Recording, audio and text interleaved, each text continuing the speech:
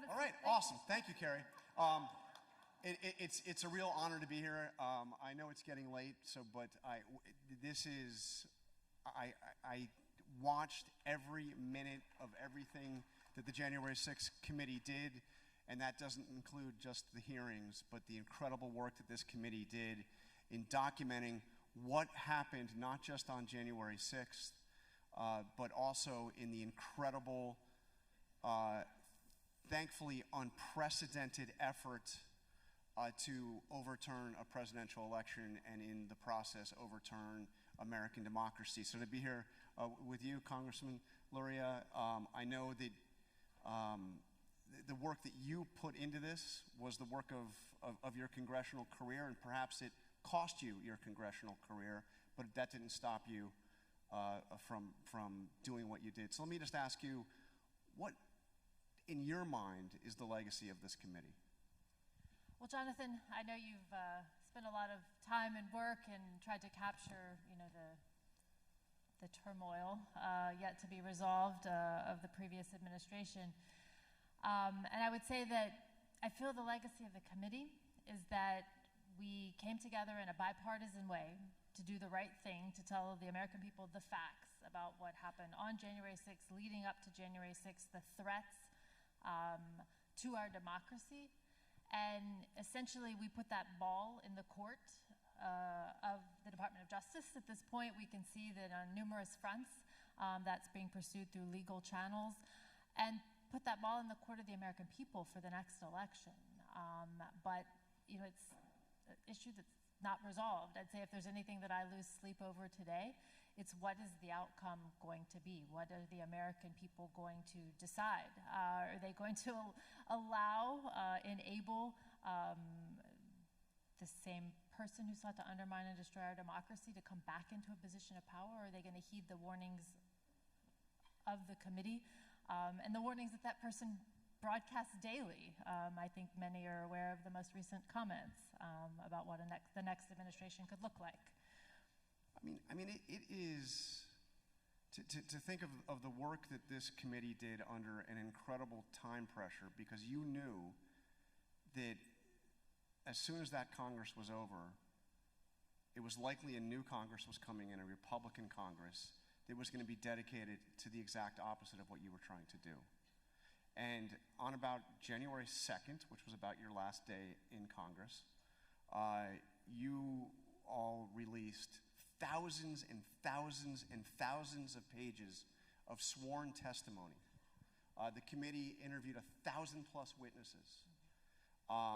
And you had to, you were running against the clock to get a report out. You had to get it out. And I can tell you, as a journalist and as somebody who's just written 2 books about all of this, the documentary trail that you have left is invaluable, and especially so when you consider, I see him over there, yeah, I see. I'm used to having Adam Schiff looking over my, my shoulder. Adam Schiff, ladies and gentlemen. How's it going? Good. But I think one of the important things here is that the vast majority of the people that you interviewed were Republicans, and many of them were Republicans who supported Donald Trump, who worked for Donald Trump, who were appointed by Donald Trump to positions of power and authority in his own White House, and told you in vivid, riveting, under oath detail the threat that he posed to American democracy. I think that's a very important point. So I have a question for you, Congressman Schiff. Thank you for being here. Great to be with you. This committee did more than all of that, and did more than the primetime hearings that I think riveted the nation's attention and told a very compelling, straightforward story of what happened. Again, largely with the voices of Republicans, who you got to, in some cases you had to force through subpoena, in some cases voluntarily, told their story. But you did more. You established rules and precedents that will be with us for years to come. You went to court to enforce congressional subpoenas. You established the principle that they couldn't just ignore you. You went to the Supreme Court to establish that a president can't hide behind executive privilege to cover up crimes. And we saw the National Archives release the records of the Trump administration. So my question to you is, could you have done all of that and all that you did if Kevin McCarthy hadn't blown off the committee, told his members, pulled his members, and decided not to take part? Do you have Kevin McCarthy to thank, in part, for the work that you were ultimately able to do? No, we have Nancy Pelosi to thank. And I'm glad you asked the question because, first of all, I want to acknowledge Elaine's remarkable work on the committee, the incredible leadership of Benny Thompson and Liz Cheney, our chair and vice chair. But the reality is, we had offered to establish a bipartisan commission equally divided between Democrats and Republicans, in which neither party could issue even a single subpoena without the acquiescence of at least one member of the other party. You're right, McCarthy killed that proposal, so did Mitch McConnell. But when they did, Nancy Pelosi made the decision that you may kill the commission, you are not going to kill the investigation. And she decided to form a select committee. And then she went further. And when McCarthy wanted to appoint two of the would-be insurrectionists, Jim Jordan and Jim Banks, to the committee, she appointed Liz Cheney and Adam Kinzinger instead. And that made all the difference for the very reason you mentioned, Jonathan, which is the vast majority of the witnesses were Republican. And they would not have come forward but for the fact that Liz and Adam were on that committee. So those two foundational decisions, along with exceptional service for our colleagues, really resulted in such an effective set of hearings and investigation. And because McCarthy did what he did, you didn't have anybody obstructing the committee's work on the committee. I've never, in all the hearings I've covered over 2.5 decades, I've never seen a hearing with a committee with such unity of purpose.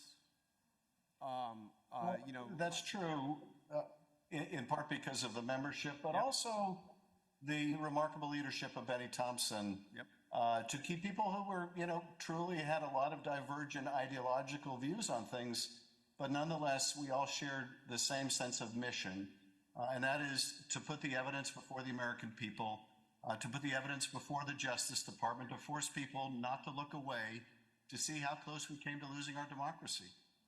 And one of the things that I think is important about this committee is the courageous actions of the people that took part.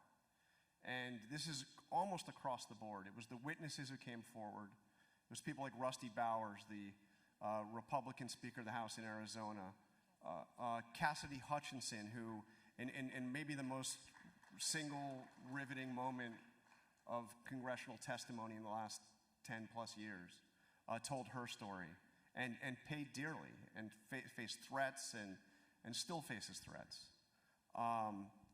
Liz Cheney, who, talk about a profile in courage. She was going to be potentially Speaker of the House, and then she finds herself not only thrown out of leadership, but losing a Republican primary in Wyoming. And you took up the service of this committee even as you were going into a very tough re-election campaign in a district in Virginia that Donald Trump had won. And a lot of the people you needed to vote for you had voted for Donald Trump. Did that give you any pause in going to this? Or why did you put yourself at risk to take part in this committee? Well, shortly after I was appointed to the committee by Speaker Pelosi, someone said, "Why are you doing this? You might not get reelected." And I said, I don't want to use offensive language, but I don't give a damn. The truth is why was I there? Why was I in Congress?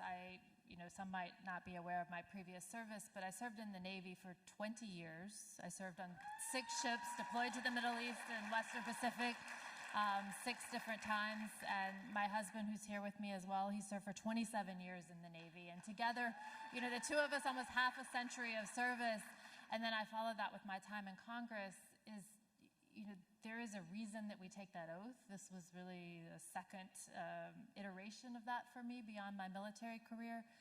And I had seen what happened on January 6th, and I said to myself, if I can't stand up for what's right to get to the bottom of the facts and the truth about this, the events of this day, and to stop this from happening again, there's no reason for me to be here. So my re-election, although I worked very hard, the cards were not in my favor with redistricting and also the very unpopular fact by many of my constituents that I had chosen to go after the truth. And so here we are. Well,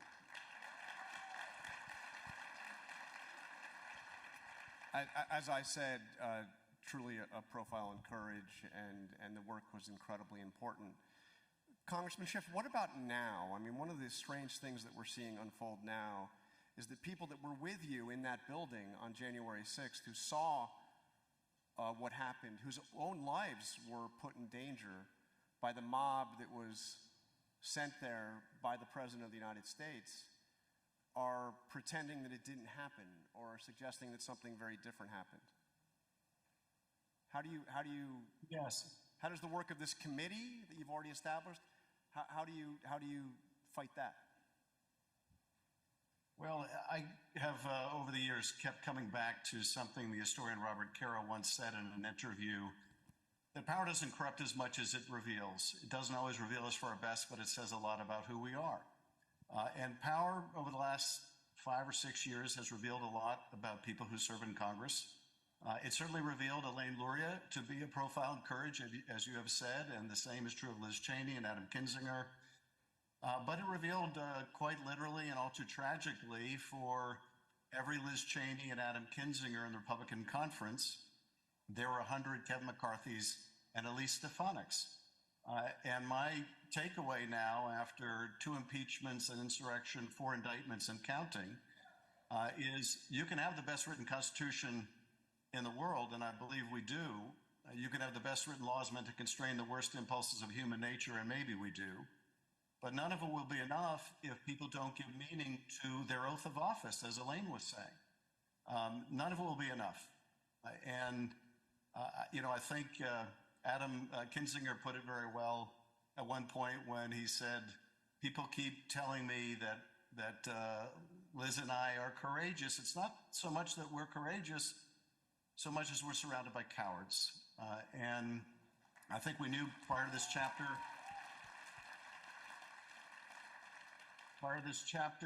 in our history, we knew that courage can be contagious, but we also found out so can cowardice. It will take, I think, the passage of time, the defeat again of the former president, the repudiation of what he stood for our country to move forward. But I have every confidence the country will move forward. We'll get through this. And I'm grateful to RFK Human Rights for your championing of democracy and human rights. It's organizations like this one that will help us get through this difficult passage in our history. And I just have one more question. We're really out of time. One more question for you, Congressman Luria. You heard a lot of cynicism from people, even some of your fellow members of Congress, fellow Democrats, about the impact that the hearings would have. I mean, people applauded the hearings. They were incredibly important in establishing the record. But there was a feeling among many like, well, is it really going to change anybody's minds? I had a meeting at the Biden White House, I remember, a couple of months before the midterm elections, and I asked what kind of an impact that this person, top, senior advisor to the president, thought would have on the midterms, and the answer I got is, no, not much. No, and a lot of other issues, the Dobbs decision, many other issues, but the feeling from this person very close to the president was that minds were already made up. The people that applauded your work would applaud your work. The people that would ignore it.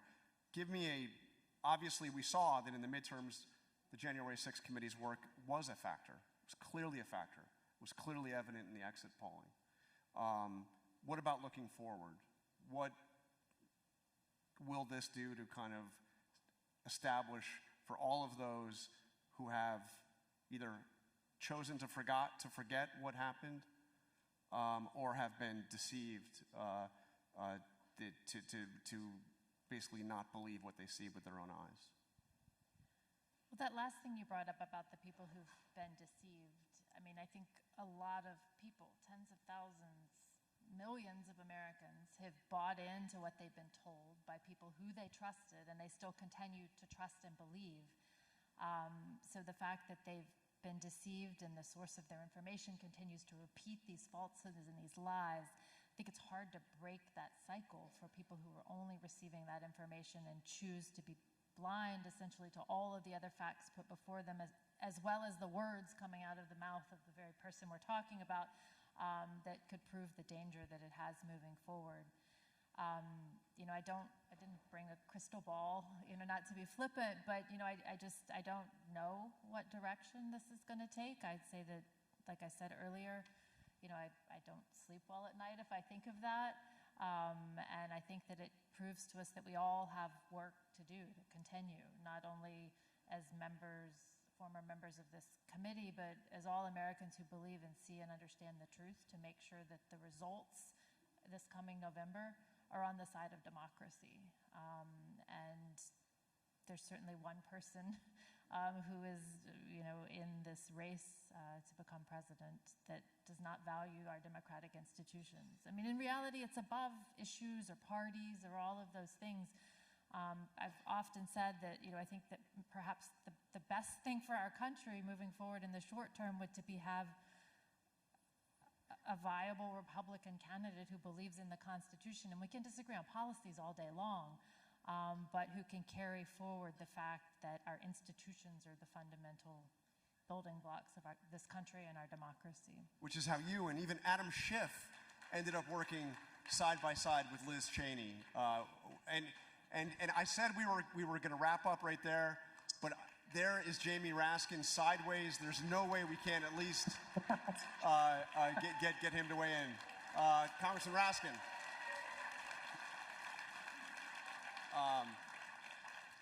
We've been talking about not just what the committee did in terms of those incredible primetime hearings, setting the historic record, but the legacy of this committee and whether it will win the battle for the truth. Because there's a real battle underway right now where people have tried to rewrite a history that was just 3 years ago. Can you give us a closing thought on that? Well, look, I mean, Donald Trump was trying to rewrite the history of January 6th on January 6th when Kevin McCarthy called him from his office to complain about how his office was besieged by insurrectionists that Trump had sent to Capitol Hill. Trump said, no, that's Antifa. He said, those aren't my guys, those are Antifa. And when McCarthy said, no, Mr. President, they're definitely your guys, Trump said to him, well, maybe they just care a little bit more about a fair election than you do. So McCarthy did not show the courage of Liz Cheney or Adam Kinzinger by voting to impeach the president, but went on bended knee down to Mar-a-Lago to collect money. And then he not only opposed the independent 9/11 style commission, which he had advocated when Trump turned against it, which was 5 Republicans and 5 Democrats, which Benny Thompson agreed to, then he tried to sabotage the select committee that you're honoring tonight. So these people, I see Elaine Luria there, I think Chairman Thompson is with you, Adam Schiff, Liz Cheney, Adam Kinzinger. These people are my brothers and sisters. It was a magnificently successful committee because it was totally bipartisan in nature. It was really the most bipartisan committee I've ever served on. And if it was partisan in any respect, as Jim Jordan keeps saying, it was partisan for the Constitution, for the Bill of Rights, and for the country. And we learned to...